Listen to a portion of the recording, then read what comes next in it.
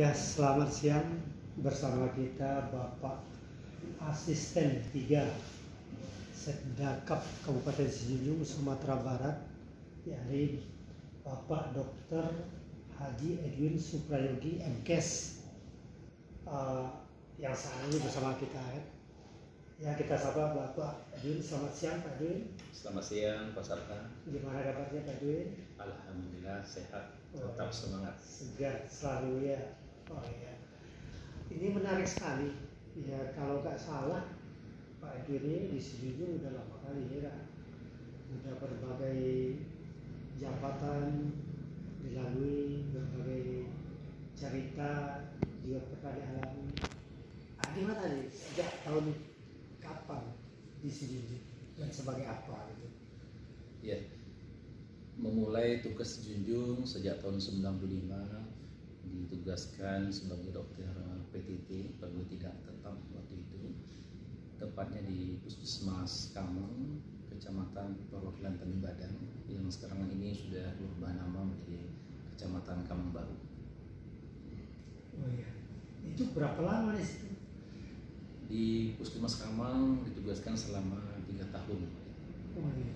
Pernah saya dengar dulu ada cerita puskesmasnya sama dengan kandang kambing, itu gimana itu ceritanya itu? Ya, jadi ketika tahun 95 itu kita dikunjungi oleh salah satu pejabat dari Dinas Kesehatan, waktu itu kan Kanwil Kesehatan Provinsi Sumatera Barat ya. Jadi kunjungan pertama itu dia kaget dengan kondisi puskesmas dan memanggil saya pada waktu itu dan mengeluarkan statement, ini kandang kambing atau apa? Oh. Nah, itu pengalaman saya pertama disambut oleh pejabat dari Dinas Kesehatan Provinsi pada itu yang ceritanya. Iya. Dan 3 tahun berlalu beliau juga hadir di situ. Iya. Kembali ya dalam tim penilaian dokter teladan pada waktu itu.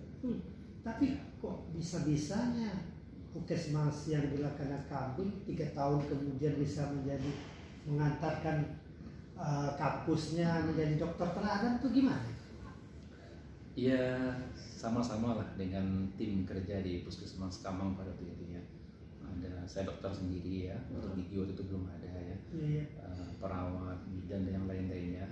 Ya kita bersama-sama yang membangun komitmen, yang membangun cara kerja yang berbeda lah. Karena itu kan daerah terpencil pada waktu itu. Daerah terpencil itu masuk keluar petugas itu kan seenaknya karena tidak terpantau ya. Nah, ini membangun mindset cara kerja baru walaupun kita terpencil, tetapi kan layanan kita kan berada di masyarakat, tidak hanya di puskesmas ya. Pada waktu itu juga ada daerah transmigrasi tim P456 namanya pada waktu itu ya. Artinya kita punya wilayah kerja yang cukup luas yang harus kita bina ya. Nah, inilah kebersamaan ini yang kita bangun, akhirnya memang menjadi sebuah tim yang kompak dan alhamdulillah cukup kuat tim kita waktu itu, akhirnya mengantarkan kita kepada banyak perbaikan di pelayanan kesehatan. Termasuk mengantarkan Pak Edwin sebagai dokter teladan gitu ya? Ya alhamdulillah itu saya kira buahnya saja. Itu tingkat Sumatera Barat? Tingkat Sumatera Barat. Tapi saya dengar-dengar juga Pak Edwin pernah meningkatkan ekonomi masyarakat daerah transmigrasi, itu gimana? Saya nggak mengerti juga tentang ekonomi ya pada waktu itu ya. Yang saya tahu kan masyarakat transmigrasi itu butuh didukung, butuh disupport ya. Karena ketika kami layanan melalui posyandu ya, daerah perbukitan yang baru dibuka, tentunya ketika panas kita berhadapan dengan debu ya, ketika hujan kita berhadapan dengan lumpur tanah ya, dan ekonominya waktu itu tentunya sangat sulit sekali ya. Ya saya berinisiasi saja ya, menitipkan beberapa ekor ternak kambing pada waktu itu ya, untuk dikembangkan, kita kerjasamakan. Awalnya seperti itu ya, tapi ternyata tim provinsi melihat itu sebuah upaya untuk mendorong perekonomian masyarakat ya. Mungkin itu salah satu penilaian mungkin ya.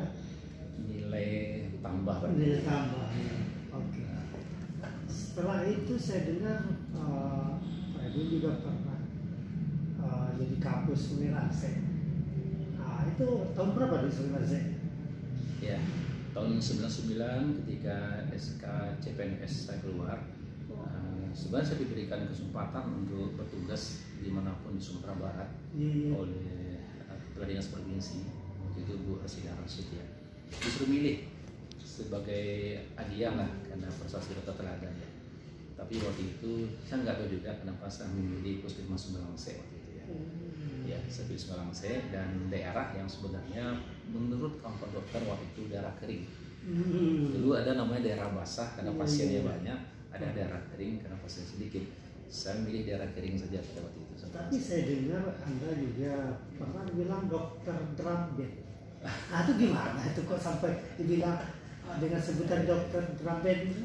Iya, ceritanya menarik juga ya. Ketika kepala sekolah SMP Sumelangse itu mendapat informasi dari kawannya mungkin di Padang ya, sehingga meminta saya untuk mengelola drum band Sumelangse. Ya awalnya saya cuma main-main aja sih awalnya kan ya, karena kita punya bakat di bidang seni ya, bersama istri ya kita coba bina ya.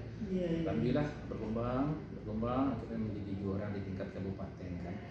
Dan kita mencoba di pentas provinsi Sumatera Barat, Bapak Bupati kaget waktu itu, Terus Apan ya, kok tiba-tiba ada drum band di kampung Sumelangse, berani-beraninya tampil di Sumatera Barat ya.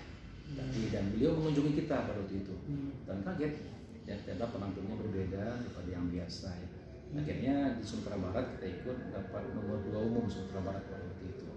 Nah, maka ya akhirnya saya dikenal waktu itu ya orang nyebutnya dokter drum band. Iya. Tapi menarik lagi. Anda juga sebagai ngaku Hindu ya bahasa Minangnya. Di situ dalam suku apa tuh gimana dulu ceritanya gitu? Ada yang menarik di Sumelangse ya. Jika kita sudah bertugas lebih 3 tahun itu diharapkan diajak bergabunglah dengan bagian dari masyarakat ya. Dan saya menyambut baik kali ini ya, saya ikut pada arahan-arahan pimpinan adat waktu itu ya. Akhirnya saya mendekatlah pada satu suku, suku Patopang. Namun di rumah gadang itu oleh ketuakannya ya saya ini sudah dianggap sebagai cucu kemenakan lah datuk-datuk di Sumelangse ya. Itulah ceritanya pada waktu itu. Itu berapa kakak tuh sukunya situ? Ya. Berapa kakak jumlahnya yang suku Patopang sih? Banyak saya itu. Banyak ya. Dapat gelar pusako pula dah. Kalau kita kan karena memang mengaku Hindu lah istilahnya kan ya, tentunya nggak sampai ke situ ya. Ya tapi kita artinya menjadi bagian dari keluarga di Sumelangse ya, dan tentunya setiap gerakan pembangunan kita itu sudah dianggap membangun bagian dari masyarakat. Artinya dimudahkan kita di situ kan, mengajak masyarakat pun menjadi dimudahkan. Mungkin setelah di Sumelangse dulu kemana? Kabarnya saya dengar juga Anda diminta Pak Bupati Damasraya, Pak Marlon deh kalau nggak salah, diminta untuk hijrah ke Damasraya. Itu gimana tuh? Iya, sekitar tahun 2000 berapa lupa saya, menjelang pas pemekaran waktu itu ya, pemekaran jadi diminta untuk ke Damasraya dan saya bersedia waktu itu. Waktu itu ada jadi masih kampus Sumelangse ya. Nanti kita sudah urus surat pindahnya, malah pas kenaikan pangkat sudah naik pangkatnya di Damasraya ya, tinggal buat barang-barang aja pada waktu itu ya. Dia nggak jadi pindah ya, karena ternyata ada upaya masyarakat di Sumelangse pada waktu itu ya. Kenapa mereka mengganjal untuk hijrah? Di luar pengetahuan saya pada waktu itu ya, karena mereka ini masyarakat bersama tokoh-tokoh ya menyampaikan aspirasinya ke Pak Bupati pada waktu itu supaya saya tetap bertahan di Sumelangse. Gitu. Setelah itu gimana ceritanya selanjutnya setelah di Sumelangse? Ya akhirnya yang waktu itu tentunya saya meneruskan pengabdian di wilayah kerja Puskesmas Sumelangse ya. Sampailah tahun 2004 waktu itu ada kesempatan saya sekolah ke UGM ke Jogja ya, saya sekolah sampai 2007. Menjelang tamat waktu itu ya saya tidak mau izin pindah juga ya, Bupati tidak mengizinkan, malah meminta untuk menjadi kabit, untuk membangun waktu itu, membangun rumah sakit itu. Oh iya. Untuk rumah sakit itu kan tentunya harus pada posisi yang tepat ya, menjadi kepala dinas ya. Saya nolak waktu itu kan. Tapi sebelum itu Anda juga pernah jadi kabit dan sekretaris. Ya. Gimana tuh? Artinya sebelum itu tentunya harus bertahap ya, sesuai dengan penjenjangan ya. Kepala puskesmas dilantik menjadi kepala bidang tahun 2007 ya di dinas kesehatan ya, bidang pelayanan pada itu ya. Menariknya 2 bulan saya menjalani, nggak tahu mungkin karena nggak sesuai di passion saya minta mundur kan ya, di Pak Bupati akhirnya menugaskan untuk ikut di Kapin pada waktu itu di Masuk di ya, ada regional Maret waktu itu ya. Dan selepas dari Kapin itu ya akhirnya beliau mempercayakan sampai waktunya menjadi sekretaris ya, dan langsung merangkap menjadi PD kepala dinas. Berapa lama itu? Ya kalau antara kabit dengan sekretaris nggak sampai setahun ya. PJ itu lebih kurang setahun ya. Setelah itu baru definitif kepala dinas. Setelah Anda jadi kadis definitif kesehatan, apa aja yang dilakukan waktu itu? Tugas pertama hanya satu, membangun rumah sakit. Titik itu aja. Saya tidak diberikan tugas yang lain. Jadi artinya Anda selaku salah satu aktor dari pembangunan rumah sakit ini. Itu berapa nilai pertama rumah sakit itu dibangun? Awalnya nilainya itu 50 miliar yang sudah merupakan kesepakatan antara pemerintah daerah, Pak Bupati dengan DPRD. Dan dana itu waktu itu saya dapat informasi sudah 2 tahun dianggarkan, namun belum ada pergerakan. Kemudian barangkali itu yang menjadi dorongan pimpinan ya, memberikan amanah kepada saya waktu itu. Sepulang dari S2, kebetulan judul sebenarnya kan manajemen rumah sakit di UGM ya. Diminta membangun rumah sakit ini. Dan ya waktu itu ya mulailah kita membangun rumah sakit dengan anggaran yang segitu. Dan ternyata ketemunya setelah dihitung lebih lanjut lagi, dana itu sampai 70 miliar waktu itu. Ya, karena pimpinan kita Pak Bupati menginginkan rumah sakit ini yang bukan sekedar rumah sakit, mohon maaf, saya masih ingat kata-kata beliau, bukan seperti kotak-kotak korek api gitu. Dia ingin sebuah sakit yang satu kesatuan utuh gitu kan, sekian lantai gitu kan. Kalau pikir beliau seperti itu kan ya. Jadi rumah sakit itu kita desain rumah sakit modern tahun 2009 itu mereka bangun. Artinya saya dengar juga Anda bisa mendatangkan anggaran dari pusat itu untuk melengkapi rumah sakit itu gimana dulu? Ya ini kan setelah rumah sakit selesai fisiknya dari Pak Bupati Pak Desapan berganti ke Pak Bupati Pak Ismailin ya. Dan Pak Bupati memberikan amanah pada saya untuk tetap menjabat sebagai kepala kesehatan dan mengatakan saya masih ingat kata-katanya Pak Edwin, dana APBD kita sudah habis untuk fisik, untuk alkes tidak ada lagi maka kita harus berusaha ke pusat. Jadi tantangan bagi Anda untuk mencari dana ke pusat. Itu gimana ceritanya? Ya tentunya tidak lepas dari pimpinan Pak Bupati ya. Dorongan beliau sangat luar biasa ya. Beliau juga langsung ke pusat ya. Saya selalu mendampingi beliau ya. Mungkin saya lihat banyak kemudahan, banyak keberuntungan, niatnya baik nih ya. Pak Bupati kita niatnya baik nih, menyiapkan layanan kesehatan. Saya mengeksekusinya gitu kan ya. Jadi alhamdulillah niat baik ini dimudahkan hasilnya oleh Allah ya. Sehingga tiap tahun itu selama sekian tahun kita selalu mendapatkan dana untuk melengkapi alat kesehatan ini. Alhamdulillah. Setahun itu berapa Anda bisa membawa uang dari pusat untuk si Juju? Kalau di rata-ratakan per tahun itu tidak kurang dari 20 M ya. Wah luar biasa. Setahun mantan kadis kesehatan ini bisa mendatangkan uang dari pusat lebih kurang 20 miliar setahun itu. Sama Pak Bupati. Sama Pak Bupati, Bapak Yusuf Arifin. Jadi sepengetahuan saya banyak prestasi yang Anda raih ketika zaman Pak Bupati Suwir? Waktu itu Anda jadi kepala dinas kesehatan, atau apa-apa aja itu? Ya, setelah rumah sakit ini dibangun ya, karena tugas pertama ke rumah sakit ya, jadi kita terus kawal ya. Berikutnya tentunya amanah dari Pak Bupati, bagaimana layanan kesehatan ini yang 12 puskesmas waktu itu bisa ditingkatkan ya. Salah satu misalnya kita mendorong saat itu pelayanan gratis. Ya, jadi di Junjung sempat ada layanan gratis bagi masyarakat miskin pada waktu itu. Iya, itu tahun berapa itu? 2009 ya. Maaf, 2010 kita mulai. Iya, 2010 sudah ada pelayanan gratis ya. Jadi masyarakat ini yang miskin ya, kita masukkan dalam PT Sanjung Sudah Mandiri. Itu program lokal kita kan, kebijakan dari Pak Bupati kita ya. Kemudian juga tentunya di puskesmas kita dorong bagaimana semua puskesmas itu tidak lagi dilayani oleh perawat di poliklinik, harus dokter yang duduk di situ. Ya, itu juga alhamdulillah kita wujudkan ya dengan meningkatkan jasa medis dokter pada waktu itu. Ya, karena dokter kalau nggak disesuaikan nggak mau ya duduk di poliklinik pada waktu itu ya.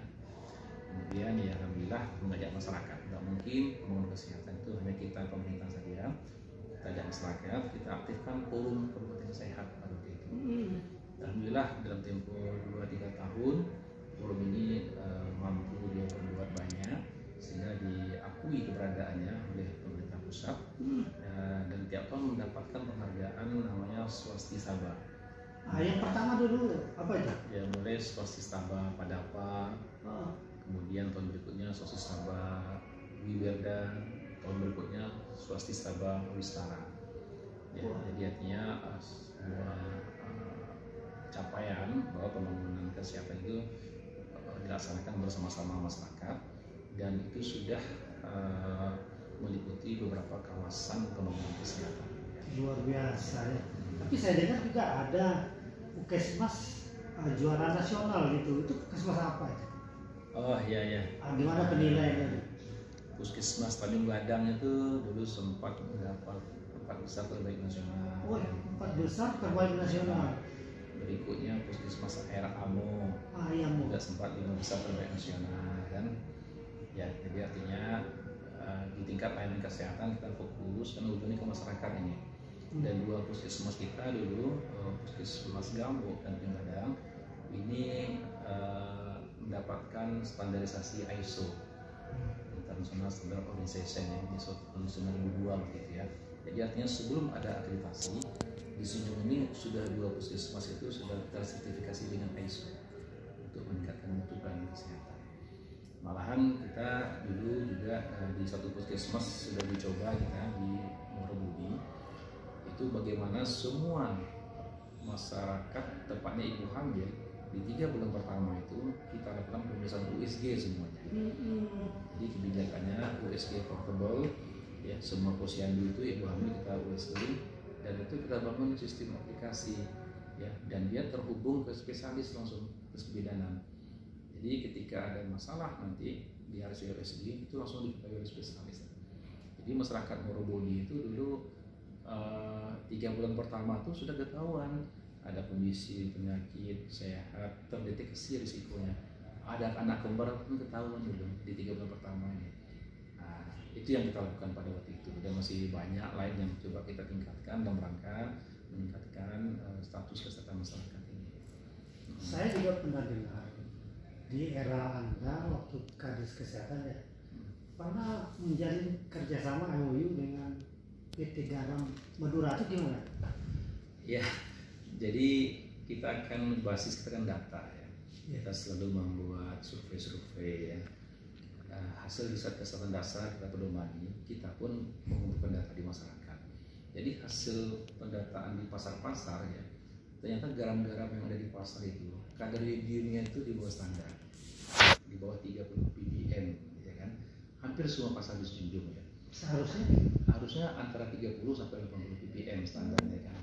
Nah, artinya garam-garam yang beredar di pasar-pasar itu baik garam halus maupun garam kasar itu tidak memberikan jaminan kepada masyarakat untuk sehat karena yodiumnya tidak terstandar. Ya, oleh karena itu kita mencoba membuat terobosan ya. Kita coba membangun kerjasama dengan PT Garam di Madura ini. Jadi ber-MOU lah antara bupati dengan pimpinan PT Garam Madura pada waktu itu. Dan implementasinya adalah garam yang ada di Madura itu langsung sejunjung. Itu bentuk MOU-nya sampai sejunjung nanti diberikan legal stiker sejunjung nanti. Sehingga masyarakat tahu kalau di pasar belilah garam itu, garam sejunjung itu ya. Jadi intinya itu bagaimana kita menjamin produk-produk yang ada di pasar itu berkualitas. Nah, ini itu baru dari sisi biomnya saja. Dan garam kasarnya juga kita buat kerjasama dengan salah satu perusahaan di Padang ya. Karena kalau garam kasar dia harus melalui Padang gitu. Membuat MOU juga bagaimana garam kasar yang sampai junjung ini juga mengandung yodium. Jika garam itu tidak mengandung yodium gimana? Ya, apa risiko? Junjung ini dulu terkenal dengan bondok. Waktu saya masih kuliah kedokteran dulu ya, karena yodiumnya kurang ya. Nah, sekarang kan sudah makin baik ya. Tapi kita mengawalnya, jangan sampai terulang lagi yang lama itu. Makanya kita yakinkan garam itu harus beriodium ya. Risikonya anaknya pendek-pendek, anaknya cebol, tidak tumbuh dengan baik, tidak cerdas kan. Ini kita khawatirkan ya. Iya, akhirnya bodoh gitu kan ya. Nah, ini kita kawal kan ya. Luar biasa.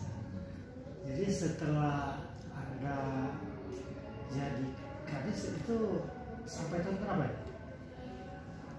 Diberikan amanah sebagai kadis kesehatan itu sampai tahun 2016. Setelah itu ditugaskan sebagai asisten 2, asisten pembangunan dan perekonomian ya, di bidang itu. Berapa lama? Ada lebih kurang 2 tahun. Nah, disitu pula ada kesempatan saya ikut PUN 2 di Pandeglang pada waktu itu, dan alhamdulillah kita sempat membuat karya juga 2 ROPK dan Sinerep. ROPK ini kita membuat sebuah sistem yang sampai hari ini masih jalan sebelum ya. ROPK itu rencana operasional pelaksanaan kegiatan. Jadi setelah ada TPA ditetapkan, semua PPTK itu mesti mengikut ke dalam ROPK. Jadi mesti dia buat perencanaan detailnya. Kemudian kita buat juga aplikasi waktu itu namanya Sinerep. Sinerep itu sistem monitoring evaluasi reward punishment. Ya, jadi hasil pelaksanaan itu dikendalikan oleh sebuah sistem, ya tidak lagi manual ya. Jadi sudah terbangun sebenarnya aplikasinya. Tapi sayang saya lihat sampai ini tidak diteruskan ya. Itu setidaknya kerja yang kita buat waktu ditugaskan menjadi asisten 2 pada waktu itu. Setelah itu asisten 3 ya. Atau tahun berapa asisten 3? Asisten 3 di 2019 sampai hari ini. Sebagai asisten 3 saya dengar Anda dipercaya Bupati Sijinjong Bapak Beni untuk melaksanakan tentang sejumlah tugas. Itu apa itu? Ya, ketika tanggal 26 Februari ya, pelantikan Pak Bupati Pak Beni dengan Pak Hadi kan, itu di apel pergi pertama beliau hari Senin ya, tanggal 1 Maret. Beliau menyampaikan tentang pelayanan publik harus ada di semua perangkat daerah ini kan. Saya masih ingat forum office itu harus diperbaiki, perintahnya begitu ya. Dan itu sangat sejalan dengan misi pertama Bupati. Ini menjadi misi pemerintah daerah kita sekarang ya, yakni pelayanan publik yang efektif, efisien, responsif, berbasis reformasi birokrasi. Jadi kata kuncinya itu ada indeks pelayanan publik, ada indeks reformasi birokrasi ya. Maka kita tidak menunggu lama, hari Senin ada perintah, Selasa Rabu kita langsung menyusun strategi ya, peningkatan upaya pelayanan publik itu ya. Dan memang benar hasil pemetaan kita di awal waktu itu ternyata dari 76 UKPP unit kerja pelayanan publik hanya ada 7 waktu itu yang warnanya hijau, yang standar kepatuhannya itu baik ya. Yang lain itu di kuning dan merah ya. Dan setelah kita bina lebih kurang 6 bulan ya, dinilai waktu itu oleh tim independen termasuk Pak Satpa tim independen pada waktu itu ya. Dari 76 itu kan 70-nya sudah hijau. tinggal 6 yang kuning. Dan alhamdulillah Pak Bupati juga memberikan rewards kepada 20 besar pemuncak, juga memberikan punishment kepada 6 yang masih warna kuning. Inilah yang akhirnya sampai hari ini masih berlanjut. Kita mengawal misi 1 Pak Bupati ini. Kita yakinkan apa yang dimimpikan oleh Pak Bupati dan kita ya bisa mencapai indeks pelayanan publik yang tertinggi di tahun 2026 ya. Artinya intinya itu bagaimana masyarakat Sejong ini puas lah dengan pelayanan pemerintah. Kata kuncinya itu ya, terwujudlah pelayanan pemerintah. Ya, hari ini terus kita kawal ya. Nah, kita juga berharap ada peran masyarakat. Kita rencana bentuk forum masyarakat peduli pelayanan publik. Diharapkan bermitra dengan pemerintah daerah, memfasilitasi masyarakat ketika mereka butuh pelayanan publik atau ada tidak puas dengan pelayanan publik yang diberikan pemerintah nanti ya. Nah, forum ini memfasilitasi nanti ya, agar upaya-upaya ini bisa ditingkatkan terus-menerus. Luar biasa. Terus saudara, tentang cerita sosok Bapak Edwin, dengan kata lain yaitu kata nyata menjadi sebuah karya kata menjadi karya nyata. Itu luar biasa itu. Oke, demikianlah saudara bincang singkat kita bersama Asisten 3 Sekdakap Sejujung, dan selamat siang.